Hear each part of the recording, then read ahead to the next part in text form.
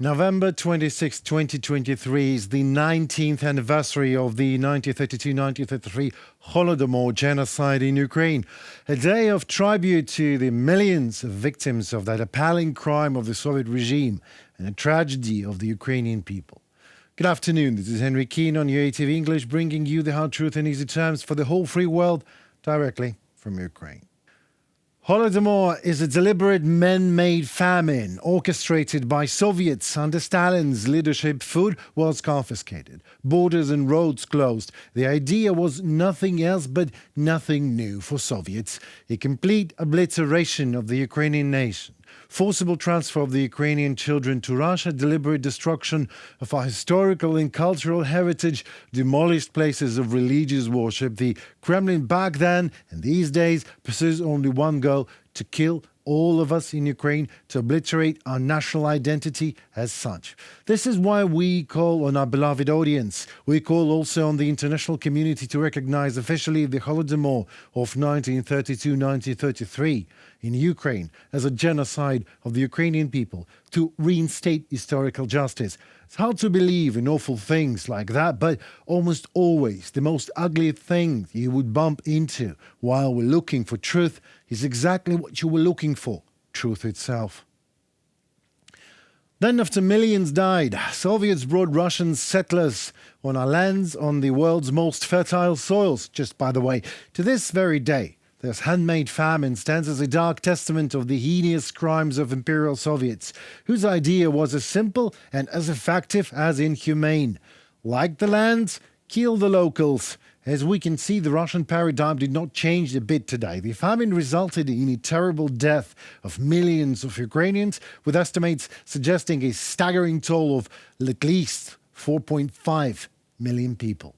The Soviet Union authorities officially denied, of course, the tragedy of the Holodomor famine in Ukraine for many decades, while democratic countries around the world continue to raise awareness and recognize the Holodomor, what it actually is: a genocide of the Ukrainian people. As of October 18, 2023, the Holodomor has been recognized as a genocide of the Ukrainian nation at the parliamentary level of 28 countries, as well as by the European Parliament, Parliamentary Assembly of the Council of Europe, as well as Baltic Assembly. The commemoration of the Holodomor genocide will take place during the, as you might probably noticed, ongoing Russian full-scale invasion of Ukraine. Today, the history repeats itself, in just as 90 years ago, the Russian Soviet regime of Putin resorts to genocide. That's right, war crimes and crimes against humanity in Ukraine. You can ask me why, but why not? Putin hopes they will work today just as these means worked 100 years ago.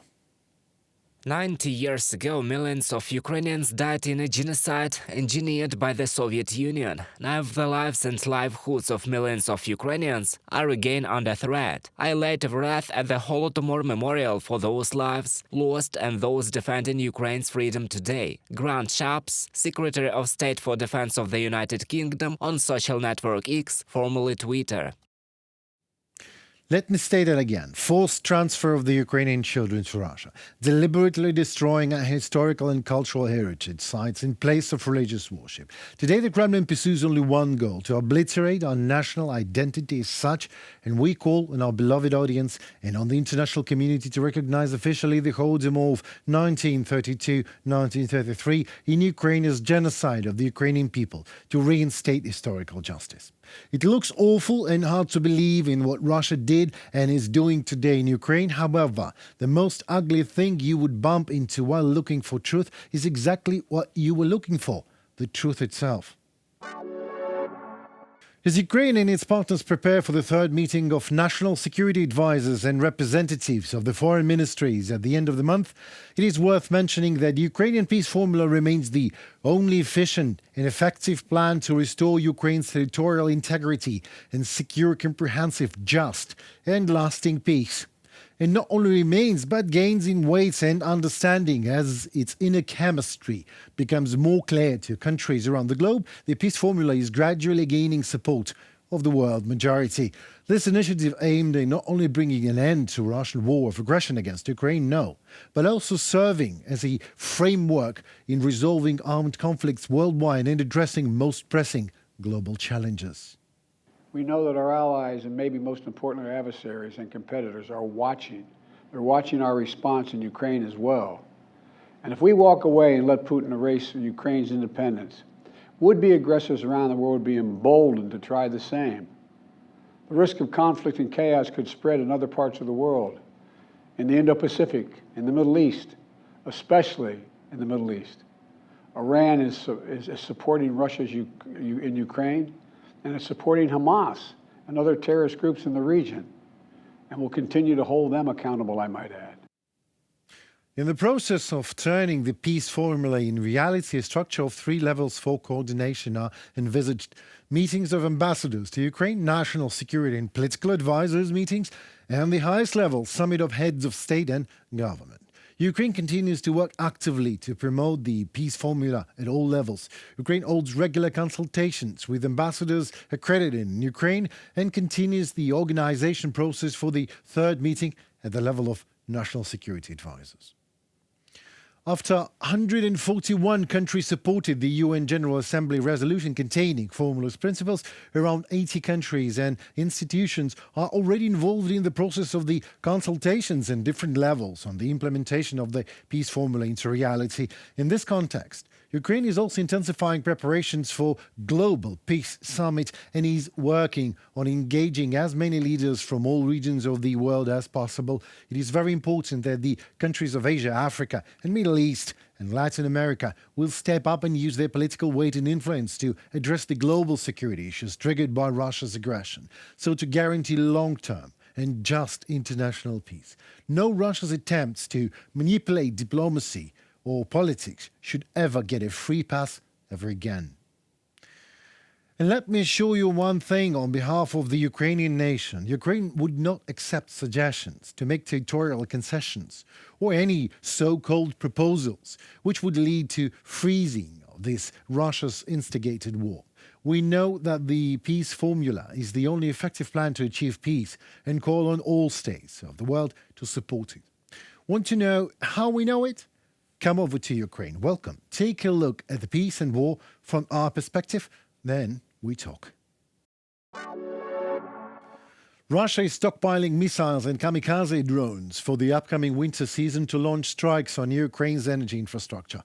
No surprise, right? And also no surprise is that the only effective protection on that is Ukrainian sky, including through the provisions of the additional air and missile defense systems for it, will ensure life, light and warmth in the homes of Ukrainians. We managed to discuss all the issues that directly affect life in Ukraine. Protection of our energy sector, especially this winter, macro-financial support, reconstruction, protection of investments for the war risks, attracting private business. Each of these areas is an element of the overall structure, a structure that ensures a normal life for our people and our cities. As much as it is possible now, we are working as hard as we can to give our warriors more air defense, to give more protection to our cities, so that they can maintain life, including economic life, plus the development of our industries, including defense production. Well, as President Zelensky underlined on a number of occasions, the protection of the Ukrainian sky is a guarantee that there will be normal life in our cities, that there will be economy, jobs, taxes, you name it, and the functioning of corridors in the Black Sea and the Danube region. Closed skies will ensure Russian jets will not approach our borders and solve the issue of Russian-guided bombs. Closed skies will protect people, provide Ukrainian families with the opportunity to live and allow our country to accumulate economic activity.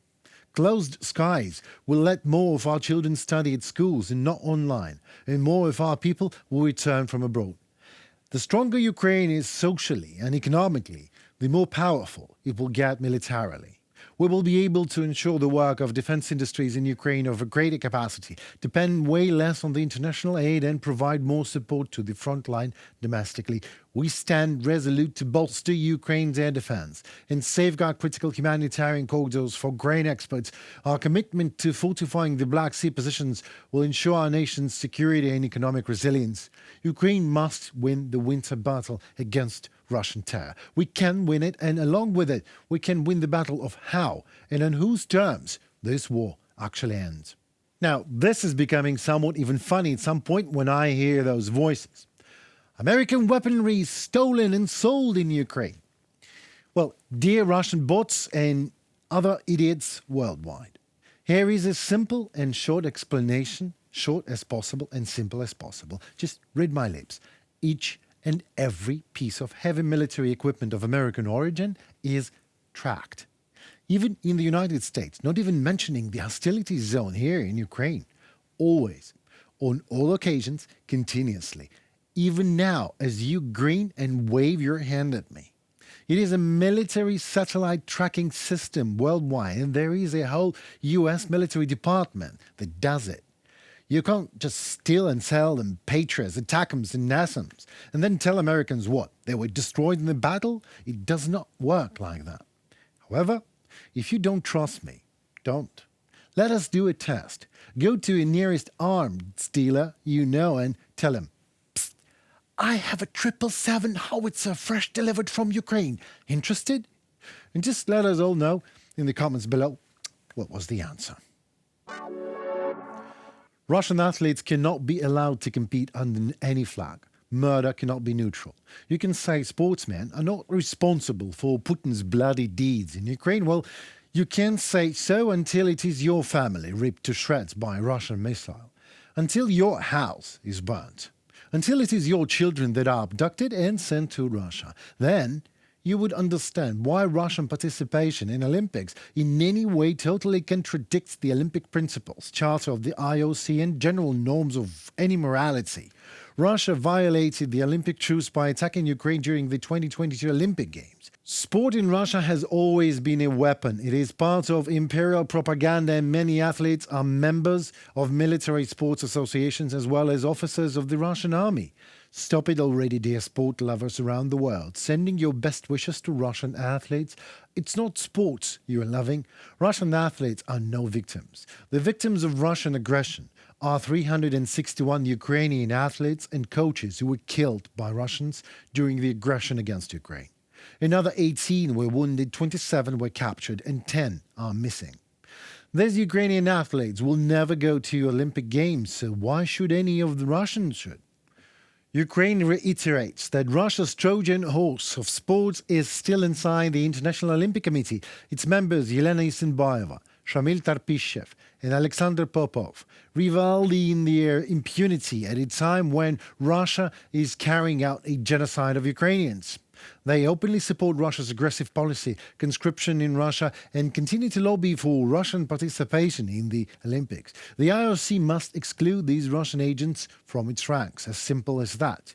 With Russia continuing its war of aggression against Ukraine, international sports federations should not allow any of Russian athletes back into competitions. Full stop. The integrity of sports demands that the world holds Russia accountable for its actions in Ukraine, ensuring its exclusion continues until justice is fully served. Then we will all see. Time for more on UATV English. The question of the day by Angus Abbott, and then many symbols follow. After that, the question is, will any Russian nuclear test be as successful as their recent moon crash landing?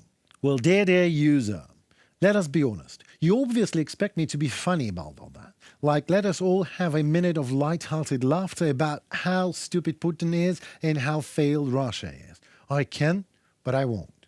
Here are some whys. Failures happen everywhere with anyone in our success-addicted society. Failures became a stigma of a sort. However, in fact, failure is the inevitable cornerstone of every success. Failures mark the process of developing. Failure after failure after failure will lead you to success finally as a result of all the mistakes you overcame. Russian failure with moon landing is a different story. It is not a result of development failure. It is a result of degradation. It marks the process of development, indeed, but the process is developing the other way around. Same story, just a different scale. It is with nukes. While the spacecraft simply crashed, a degradation of the Kremlin in particular and Russian society in general, absolutely blinded by those glorious images of their Soviet past, would lead to devastating results in regards with those nukes tested, will go wrong. And that is no fun. because vast areas could be contaminated for ages to come. We don't have another planet to give it to Russians to play their BDSM role games. Well, the moon maybe, but they can't even land on it properly, right? So if you ask me, Putin is a political impotent. No one starts an exhausting war in another country if you can outsmart opponent otherwise, but he can't. While what he can is to order his pocket Russian parliament to anonymously accept all his decisions, whatever they are, from starting a war to going nuclear. And Russia simply follows, because there is no any democracy or any opposition, and looks like there are no young Russian people there too. Who might be thinking about, the future in Russia? Since even such an absolute vital issue as nuclear safety ignites no political or civil resistance whatsoever in Russia. I don't know, dear Abbott, will Russian nukes fail during tests or not, but what I know is what you can call a state where young people fail to be fighting for their rights and very survival and are making a choice of keeping silent and just flee the country when and if it becomes possible. You can call such a state a failed state. It was Henry Keane breaking the hard truth in easy terms for you in our weekly wrap-up this Sunday. Please do not hesitate to like, comment and subscribe. Let us know what you think. We care for your opinion. Don't hesitate to ask a question, and next time in our weekly episode, I'll do my best to answer it. Stay safe and tune for more with my colleagues on UATV English already tomorrow. Goodbye.